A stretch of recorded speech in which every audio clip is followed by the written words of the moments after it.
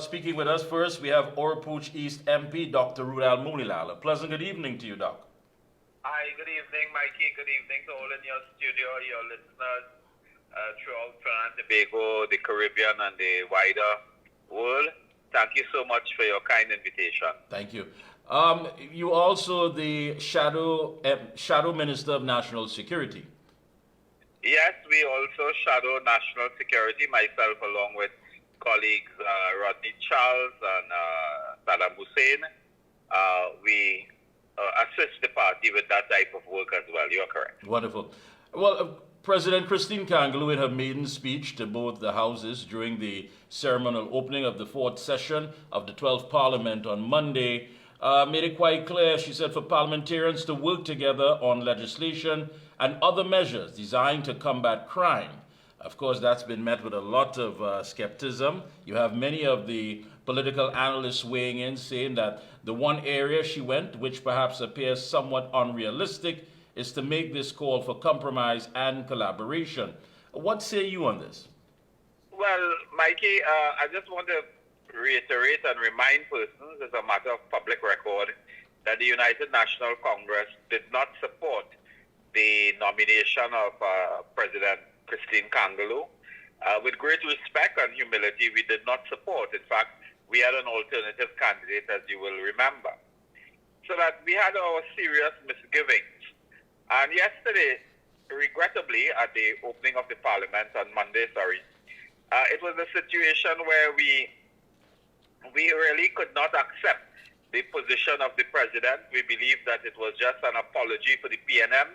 It was, in my book, I thought she was in defense of the PNM because she spoke about, how parliamentarians work hard and ministers and unfair criticism and sarcasm and cynicism and so on. That is really a defense of the PNM. When Ms. Kangaloo was president of the Senate, as you know, we had serious problems with her conduct there, with the integrity with which she conducted her duties in office, with her level of fairness.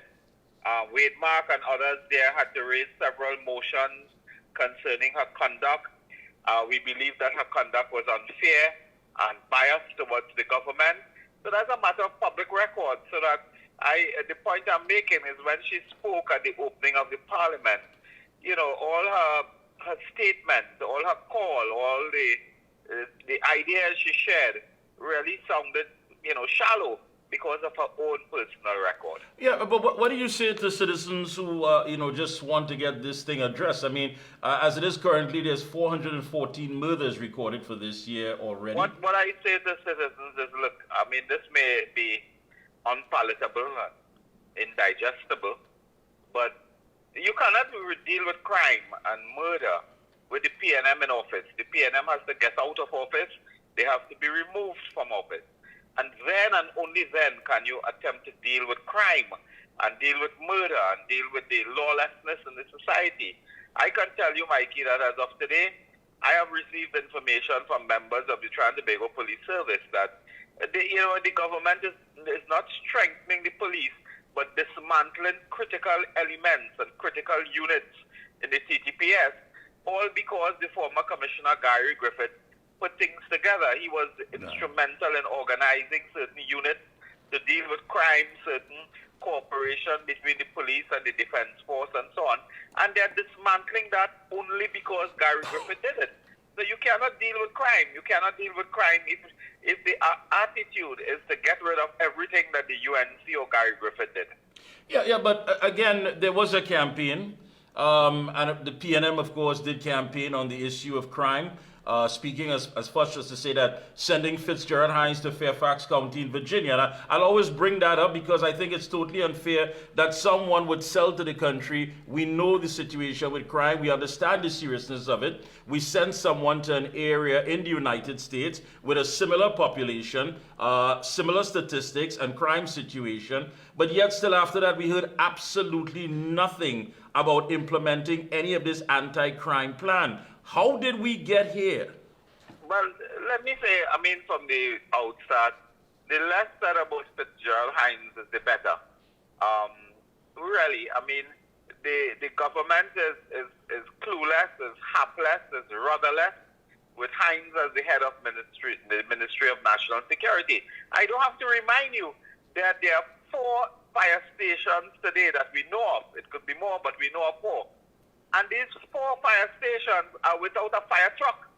If there's a fire tonight, and God forbid that a house is on fire in certain areas in this country, whether it's Belmont, whether it's Santa Cruz, whether it's Piparia, and if at night a house catch fire and there are people whose lives are at stake, there's no fire appliance or fire truck as we call it. Hines is the Minister of National Security. If you cannot do that in 8 years, then you can do nothing, because procuring a fire truck or these appliances and so on is a run-of-the-mill thing for any government. And Hines has been in charge of national security, and we have gone from bad to worse to worse. And the Prime Minister says nothing, he does nothing, he has confidence in Hines. And as I said, the only time we will deal with crime is with the removal of the PNM, Hines, Rowley, et al. Yeah, but in the interim, again, citizens looking on and say, listen, crime should not be used as a political football, nor should it be used to gain political traction. We are talking about where the average individual cutting grass with a lawnmower or brush cutter is being held up and the equipment taken away, the snow cone man, the lady selling popcorn. I mean, many of these crimes are so ridiculous that you don't even know if it's being reported or not. I mean, we have reached a point where it is a culture of lawlessness. What can we do? Well, I just want to add for you, in case you have yet heard the news of the day, that bandits entered the Barataria Health Center, and where people went sick, and they're sitting down with walking stick and so on, and they went for tablets and checkup and so on. Bandits robbed people in a health center. That is where we have reached in Trinidad and Tobago. Under Hines and Rowley, the society is unpoliced and unpatrolled. Now, where do we go from here is a very good question. We must mobilize the population to raise our voices against the government on the issue of crime and other issues as well. And we must mobilize with the intention of seeking an early general election and getting rid of them, because there is no, whether they retreat, whether they reshuffle, whether they rethink, whether they review, those things mean nothing. They cannot change anything between now and a national general election to convince the population that they're on the right track and change will come. So that you have to remove them, and we need to mobilize the population as we did in the local government. I want to repeat, in case people don't remember, the United National Congress won the local government election by over 60,000 votes. We contested 110 seats, the PNM won 41 seats, and we beat them for a popular vote. We won. We increased our presence in Sandy Grande, in San Fernando, in Tanapuna, and everywhere, Princestown as well, so that we won the election. And it is a matter of time before we remove them. Today, the PNM is a minority government. They lost Tobago. That is why, Mikey, do you know they're having a cabinet retreat in Cruising? Yes. That is because they are not welcome in Tobago. Otherwise, historically, they would go to Tobago for that retreat, but they are not welcome because they lost the election there. They lost in Trinidad, and as Jack Warner is fond of saying, right now the only thing they could identify with is the "and" between Trinidad and Tobago. And again, is the opposition going to play any part if invited? I mean, you have a lot of these political analysts saying that legislation is an important part in the fight against crime. Well, Mikey, I want to remind people, in case they don't know, that there are several newspaper headlines that speak about the PNM blanking Kamla Prasad Bissessa and the UNC in talks on crime. The Prime Minister said the UNC has nothing to offer and he will not be engaged. Do you know, under Mrs. Prasad Bissessa, we have a track record where we have supported the PNM from 2015 on several, many bills. I can repeat them. Let me tell you, the bail amendment, Bill 2017, we supported the miscellaneous provisions, mutual assistance and criminal matters, we supported in 2017. We supported the Supreme Court of Judicature on Children Bill 2018, Payments into Court Bill, the Administration of Justice Indictable Proceedings Bill 2018, the Administration of Justice Bill 2019, a Firearm Amendment Bill 2019 we supported. We supported the PNM in the fight against white-collar crime, the Civil Asset Recovery Management and Unexplained Wealth Bill 2019, the Evidence Bill 2019, the Miscellaneous Provision Special Reserve Police Bill 2020. We supported the Summary Court Amendment Bill, Sexual Offences Amendment number 2 Bill 2021, the Electronic Payments into Court Bill 2021, another Mutual Assistance in Criminal Matters Bill 2021, and here is one, the Anti-Gang Bill 2021 we supported. When they needed our votes for special majority, we supported the Tax Information Exchange Agreement Act 2016, what's called FATCA. Yeah. The Insurance Bill we supported, the Anti-Gang Bill 2018 for special majority, the Anti-Terrorism Amendment Bill 2018, the Licensing Committee Validation Act 2018, another bail amendment bill 2019 that required special majority. So when they talk foolishness that the UNC don't support anti-crime measures, we must put them in their place. Yeah, and repeat all of these bills that we supported to deal with crime, and more importantly than that, not just crime, but white-collar crime that is eating away at the society. Yeah, that's 6 special majority bills and 17 anti-crime legislation bills that the opposition did, of course, support. And even with the anti-gang bill, we were told by the former Attorney General, Faris Alwari, that they know all the gang members, where they're located. They can tell us geographically precisely how they function, what areas, where they sleep, what they eat. But yet still, why are we still having these problems? The problem is because there's no management of national security. Now, Mikey, I don't want to say too much because I myself ought not to be talking too much about the operations of national security, but because they are dismantling important units in national security, they are doing it with malice because Gary Griffith or the UNC put things in place. We have a situation where gang leaders are now escaping.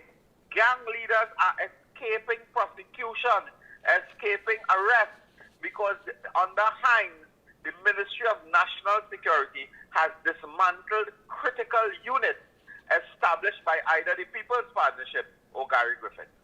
And you did speak about that issue, about that gun and the situation with a cabinet minister, yet we've heard nothing about it. We have said Stuart Young has returned or given or donated a high-powered weapon to the TGPS. To this day, he cannot tell us why.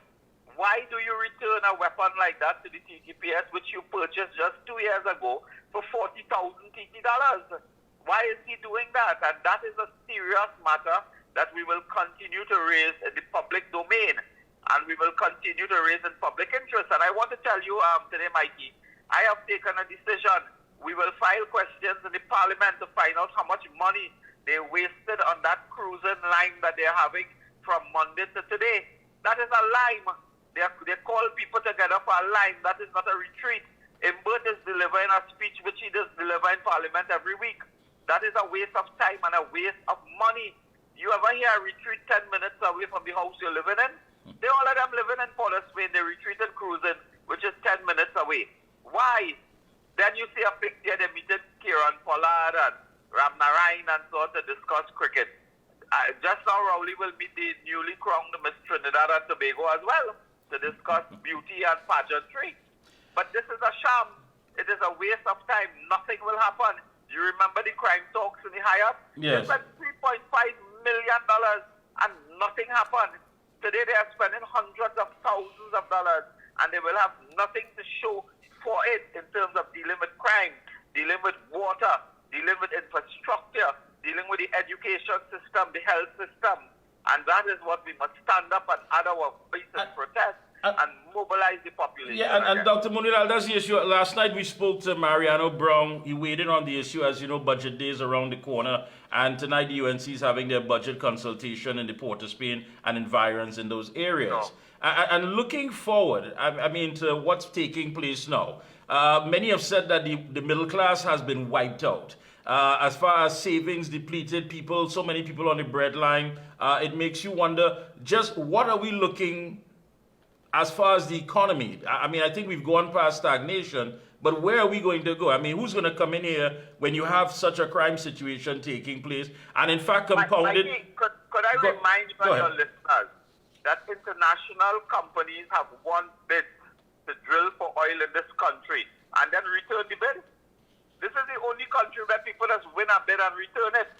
There is no confidence in the government. There's no confidence in the economy. They are not creating jobs. They are not circulating income. They are not creating wealth. They are doing nothing, precious nothing. So that the last 8 years have been what I call 8 years of lost. It is in the context of development, it is 8 years of a loss in development. And as I said, there's no hope in the PNM. There's no hope in a cabinet reshuffle, so that they should forget that. But you have to focus on getting rid of them. It is the answer to the problems that we face today. Well, what we've seen basically with this administration is that they've always sort of ignite a fire, come in, extinguish it, but always at the cost of taxpayers. Are we seeing this with WASA and other state entities where we're not getting any sort of delivery when it comes to service enough that people could say, listen, not just about reshuffling or realignment or changing things, but getting rid of it completely and bringing in an entire new system? We need a new system, we need a new crew, we need new management, we need leadership, we need vision, and at the end of the day, you need people who can do things. This government, sadly, has been a group of men and women who are not producers, they are not performers, they do nothing. I mean, this government cannot fix a pothole. We expect them to fix all the infrastructure. You have a situation in this country where in September, November, the whole country flood away. By July, you have no water, you're begging for water. That is an issue of management, of political management. Where are the vision, where are the ideas to build retention ponds, to build a new dam, to create more plants for production of water? You have nothing. So we will continue along this line, regrettably, until and unless we remove Rowley and that band. This repeated statement about there's no money, but then there are companies that you are quite aware of. These people spent $255 million to buy Massey Communications with TSTT. They spent $260 million to build administrative building for the Ministry of Health. They spent $45 million on the Prime Minister House in Tobago. $152 million for a car park in San Fernando. What are they talking? They have no money. They have money. It is just their priority is not to help the people, but to help themselves. And not only that, a company that's being paid millions for a political witch hunt. And they have a company, I'm always talking about this, SRP Kate in England. They hire a company in England to prosecute UNC members and former ministers and so on. Those people gone away with $45 million in counting.